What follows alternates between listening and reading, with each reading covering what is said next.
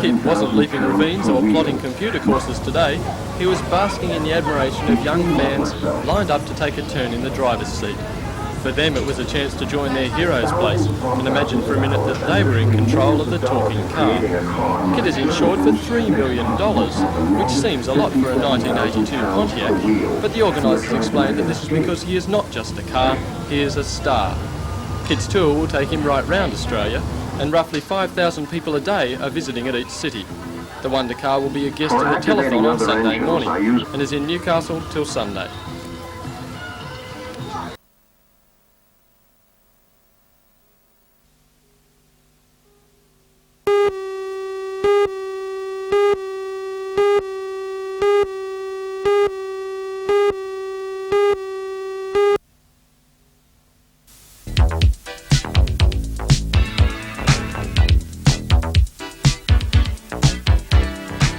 The exhibition of 101 works is like taking a walk through David Hockney's private life. Although Hockney is well renowned for his paintings and prints, it's now his photographic collages which have moved to the forefront.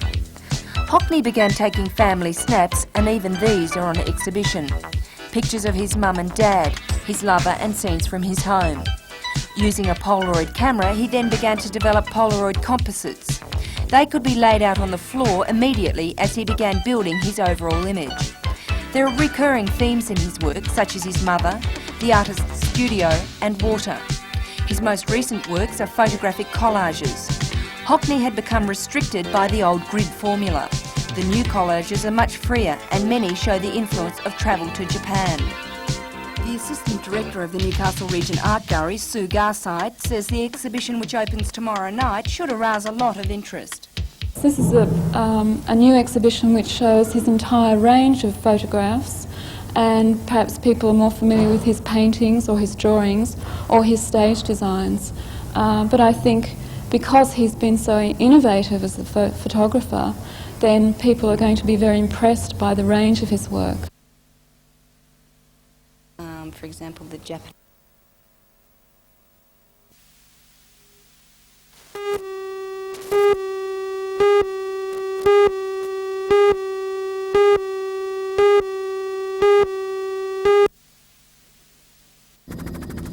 When the state government closed the dockyard last month, the fate of this defence contract was in limbo. The Australian Army had asked the dockyard to build one of 3 prototypes of this German-designed aluminium shelter to assess which would best suit its requirements. The shelters will house a portable radio room and command centre, and they fit atop 4-ton trucks. The successful tender will be announced in May for the supply of 294 shelters in 5 years. This could be worth in excess of $2 million. The shelters are built under licence from the German firm Dornier, which today recommended Varley be allowed to tender.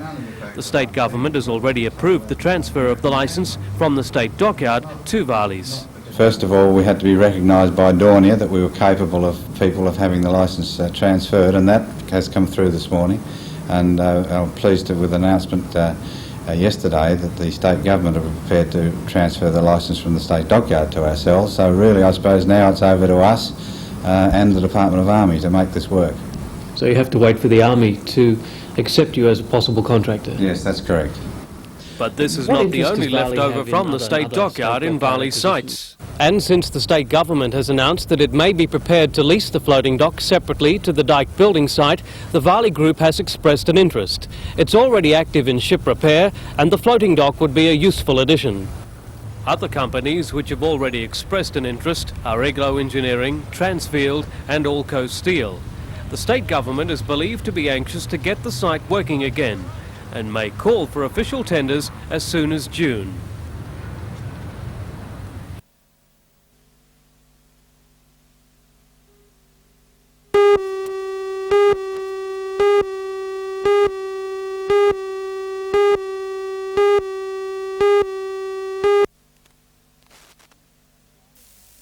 The 3 contenders so far for Arthur Wade's job are Carl Boyd, Dennis Nichols and Bryce Gaudry.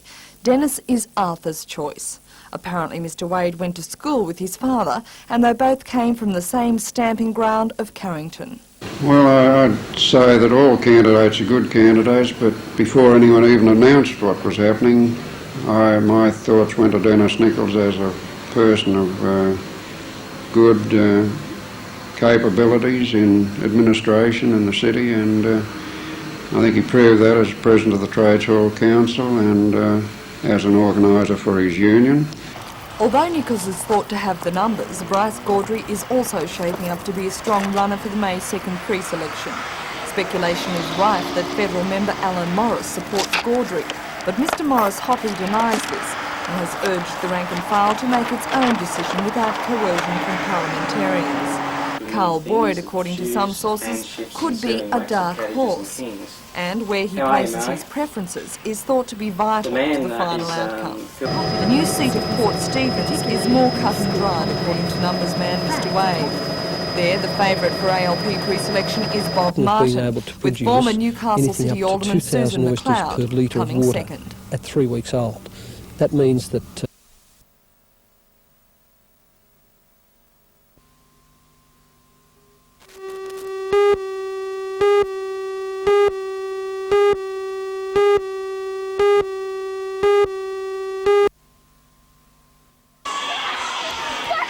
Now here's an effort for telethon.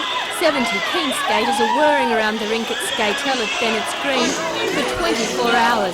They started rolling at 7 o'clock Friday night, and ball bearings permitting, they'll still be there at 7 p.m. Saturday. If you're out that way, why not drop in, have a skate, or sponsor those skating to help raise money for telethon? No, you don't have to skate for 24 hours.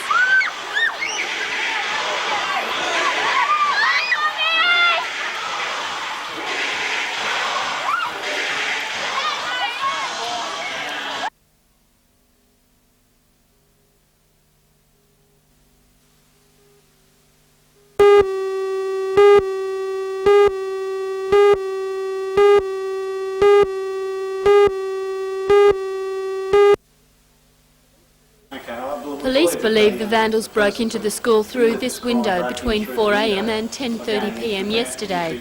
They then gained access to this storeroom and began spreading paint found there through corridors and classrooms. Police have a number of leads to the identity of the vandals, but they believe the public can help in their inquiries. They've spread paint through various rooms and down hallways of the A block down to the D block, and from the amount of paint that's been spread around, it'd be fairly indicative that they'd be covered in paint and may have it on their clothing. And because of this, we suspect that they've probably gone home with the paint on them, and their parents, we believe the offenders are probably juveniles, would no doubt find paint on the clothing of their child, and for this reason we may be able to solve the crime. It's in this room, the senior common room, where the vandals have really left their mark. Amid the mess here lies human excreta. Perhaps the best comment the vandals could have left about themselves. School principal Mr Ron Davis says the school was broken into twice this week before yesterday's incident. He says the local community has been lobbying extensively to have Toronto Police Station manned 24 hours a day. Until then, a parents' committee has privately engaged a security firm to protect the school. The cost of the service is being met by profits from the canteen. The damage wrought yesterday is estimated at more than $7,000.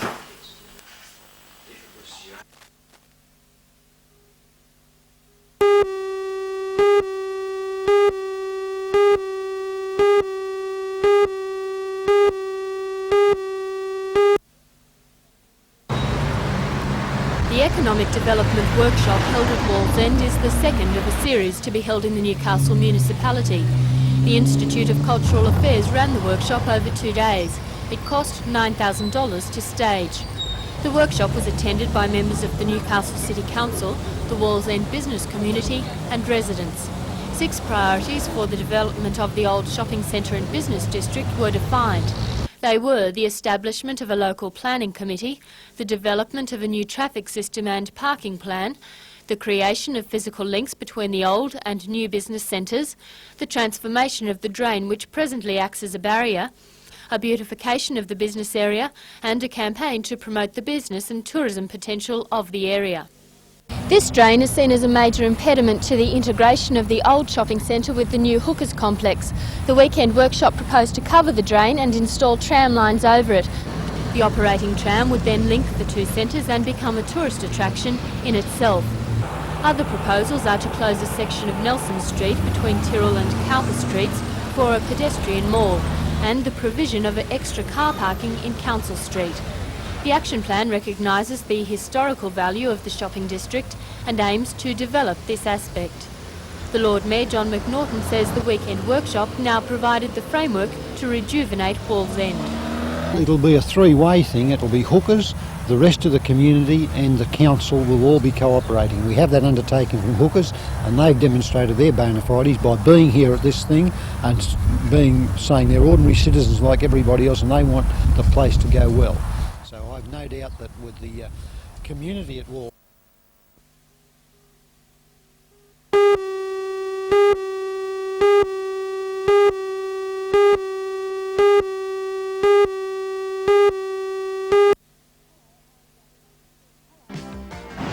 Hello, I'm Jane Button. Tonight I'll be reporting on a search by Navy divers for some stray hand grenades. The hand grenades were discovered by a recreational diver underneath the Swansea Bridge on the weekend. Join Ray Deneen and Anna Manzoni for all the news tonight at 6.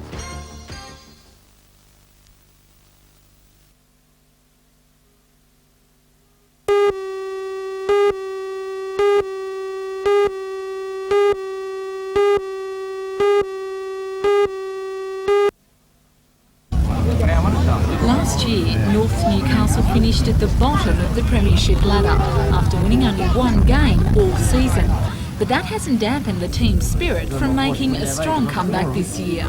Despite the change of venue from North's home ground at Passmore Oval to Dangar Park at Mayfield, an estimated crowd of 1,500 turned out. With free admission and entertainment, the Blues welcome newcomers and oldcomers back to the supporting ranks. Kicking the game off was former captain coach Jack Gill, who led the team to Premiership victory 20 years ago. Scoring the season's first try for North was lock Rick Dyke, giving the Blues an early lead of 6-0 after a conversion. But when the tables turned, North trailed 16-8 at half-time. The rival team proved too strong in the second half, with Waratah Mayfield defeating North, the final score 34-14. But the Blues aren't about to give up hope for this year's premiership, and it's no doubt today's free tickets were a crowd pleaser. It's an idea that might encourage more supporters to the game if it's continued. Well, we were more or less forced into this situation, so we've tried to make the best of it and promote it fairly heavily. With the cricket commitments at Passmore Oval, we couldn't play there, and this seemed to be the most attractive alternative. When we do the sums and add up the steak sandwich sales and that type of thing, if we've come out ahead, we might possibly approach the league later in the season to do the same thing.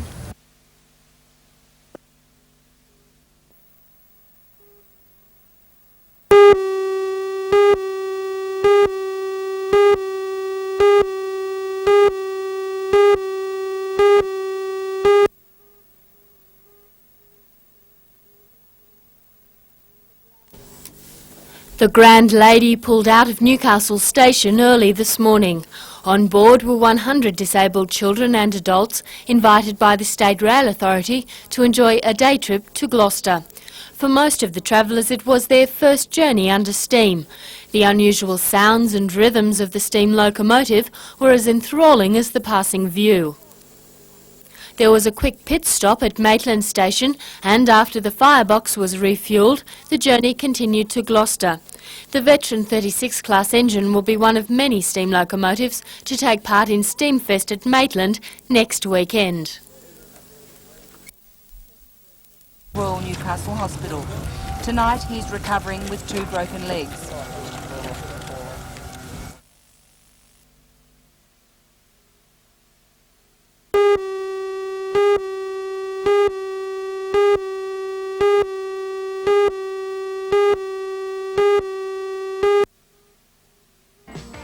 A tragic end to a fishing day for a 58-year-old Tukley man who was washed off rocks at Fraser Park this morning.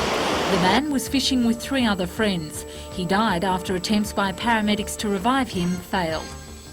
Join Ray Deneen and Anna Manzoni for all the news tonight at 6.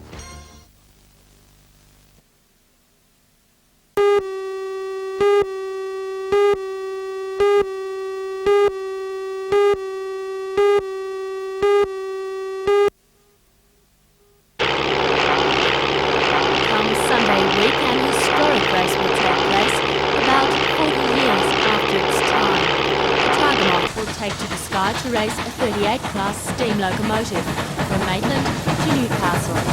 People won't have the chance to participate because they'll be able to ride on the 38 in that race, and that's from Maitland to Newcastle.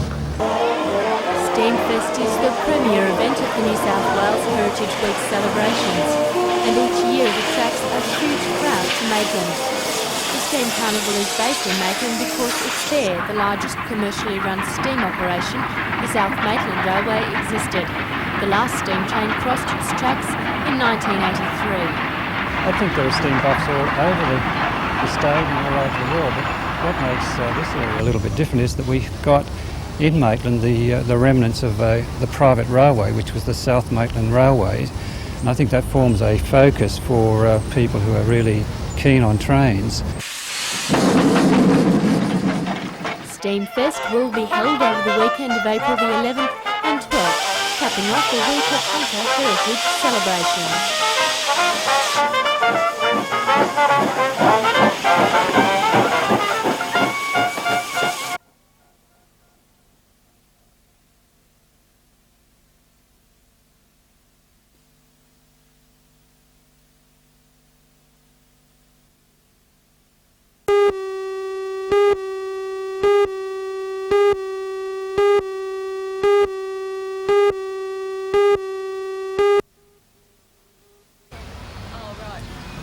Heritage Week is a joint initiative between the National Trust and the state government.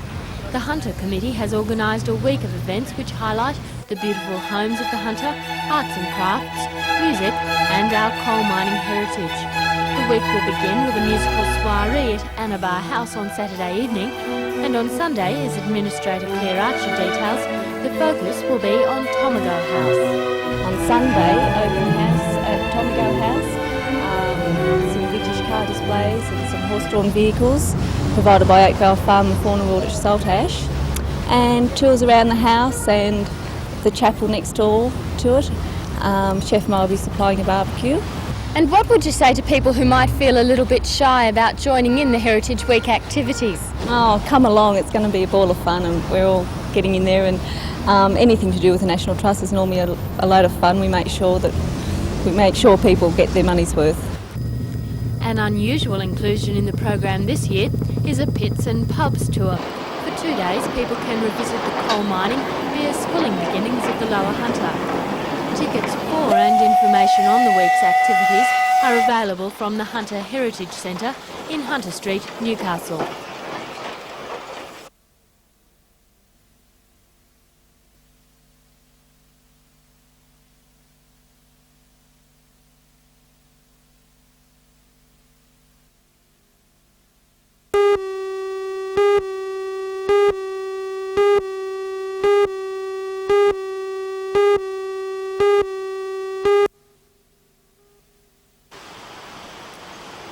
Mr Murray was with 3 other fishermen when a wave washed him off these rocks early yesterday. Despite an heroic attempt by one of the men who swam into the water to rescue him, Mr Murray drowned. Paramedics were flown to the scene by the Westpac rescue helicopter. The 2 men were winched out of the water, but for Mr Murray it was too late. The paramedics were unable to revive him. Police who arrived on the scene were dismayed to find warning signs had been ignored.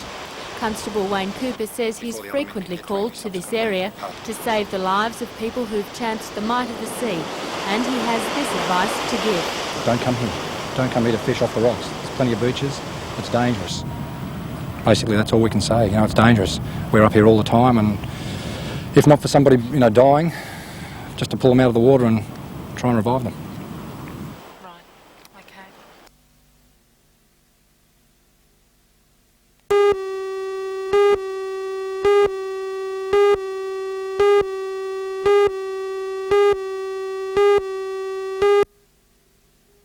to 14 over Waratah, and the third grade 17 to 0 over Maitland. Straight in the second row, Rip Taylor, but that's got away with, and he picked the ball up out of the back of the pack, and they're much cleaner scrums with the feed and with the loose head, of course, and referees content these days on letting the play get underway more quickly, and I think it's not a bad idea. This is Burgess, the lock forward, good, strong, hard player. We'll play it back now. Hardman, turn away to Walsh, given away this time to full-back. Todd Riley pulled out of one tackle, ran as far as set off crackers if you're in the middle there. Robert Taylor swung round by the western suburbs. West, on the other hand, have Gary Martini to back straight and straight up, crushed by the tackler. And the captain coach of Western Suburbs has scored their first try. Will have a sensational year. Now Another Wayne of the Rosellas trumps is Wayne one Ewing, way, the but he's kicked long-serving it out on the hooker, full Wayne who Ewing. chalks up 100 first-grade games tonight. No greater competitor has played this game. To Webber. On the 10 game metre of the line, round, and should with current good weather. Good, solid, courageous play from the youngster, Martini. Lakes, away now it goes 10-2 to in Elwyn. 1984. Away to Craig Deadman. Now he's stuck Danny Murray into the daylight. Murray's a very good player, don't worry. Around Todd Riley, a score in the corner, Glenn Murray. Top try. You can't give Murray start like that.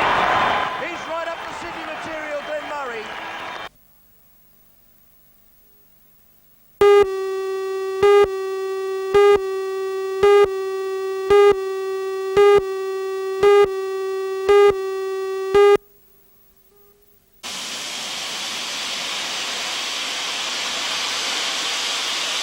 The Grand Lady pulled out of Newcastle Station early this morning. On board were 100 disabled children and adults invited by the State Rail Authority to enjoy a day trip to Gloucester.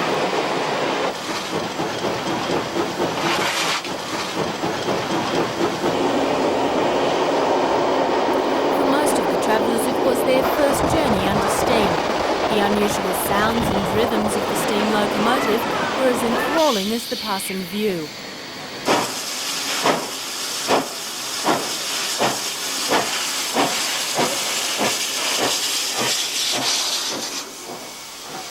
There was a quick pit stop at Maitland Station, and after the firebox was refuelled, the journey continued to Gloucester. The veteran 36-class engine will be one of many steam locomotives to take part in Steamfest at Maitland next weekend.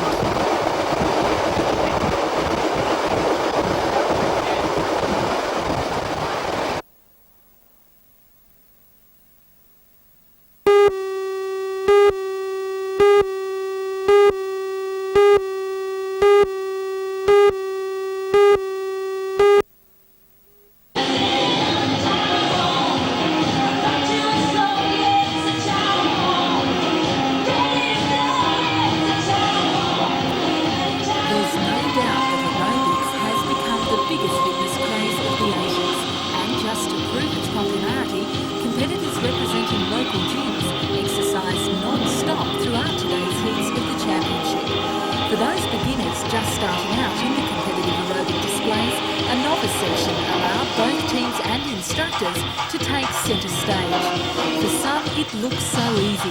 Despite some sweat during the gruelling routines, most competitors still manage to smile. The event holds more than $4,000 in prizes and sponsorship, and all proceeds will go towards the New South Wales Institute for Deaf and Blind Children. Right now, muscles are being warmed up for tonight's big finals, where the current Australian aerobic champion John Kelly will show how it's done, and the region's best aerobic enthusiasts will be judged.